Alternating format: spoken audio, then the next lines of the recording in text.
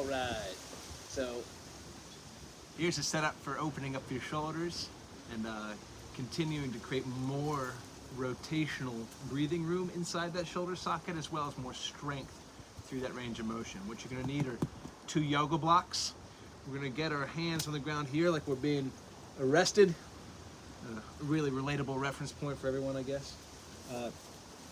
Those yoga blocks are going to go underneath the hands in order to lift the forearm and put that shoulder into a bit of external rotation.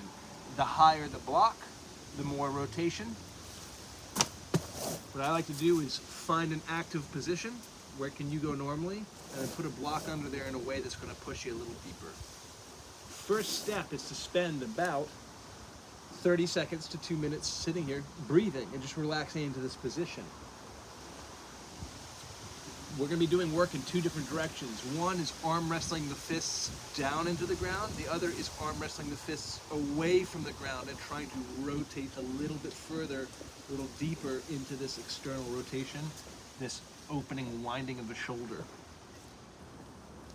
So after my requisite period of time, 30 seconds to 2 minutes, I'm going to take a breath in, get a little stiff in the belly. I like to tuck my tailbone to make sure that in my downward effort, I don't lift or crinkle the t-shirt. I'm going to keep my body, my torso pressed tight into the floor. Over the course of 5 seconds, I'm going to ramp up slowly to whatever level of effort I'm aiming for. That can be very light, 10% of my maximum effort. It can be very heavy, 100% of my maximum effort. If you're just beginning these, keep it to about 40 to 50% for your first 2 to 3 weeks, and then you can increase it to about 70% in the coming weeks after. Let's say that we're going for 70% here. I'm going to take a big breath in. I'm going to start to fight my fists down into the yoga blocks or whatever is underneath my hands. So going from 0 effort to 10% of my maximum effort, from 10 to 20, 20 to 30. As I'm applying this force, I want to make sure that my shoulders aren't hiking off the ground. I'm not changing position.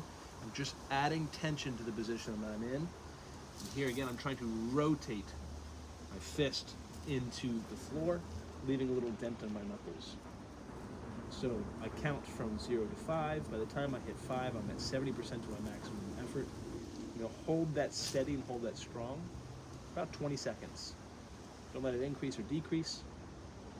After my 20-second count, I'm going to take another breath in, and I'm going to reverse. I'm going to rotate my shoulders the opposite way. I'm going to lift my fists off the object that I'm pressing into. I'm going to hold that for about 10 to 15 seconds.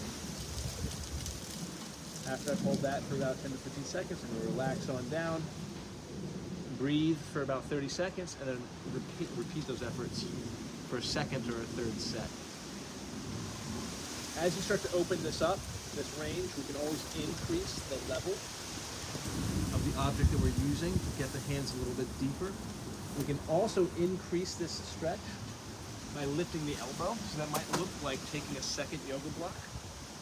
This is putting my shoulder a little bit further, my arm a little bit further back behind me, and putting me into rotation there. So here I have an object underneath my elbow.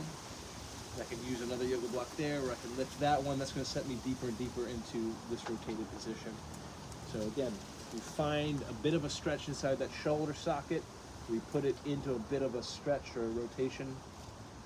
And then we're going to do efforts in 2 directions. One is rotating that fist, boom, down into the ground, or trying to, pressing into the object that it's propped on. The other is lifting the hand away from that object, trying to get further into external rotation.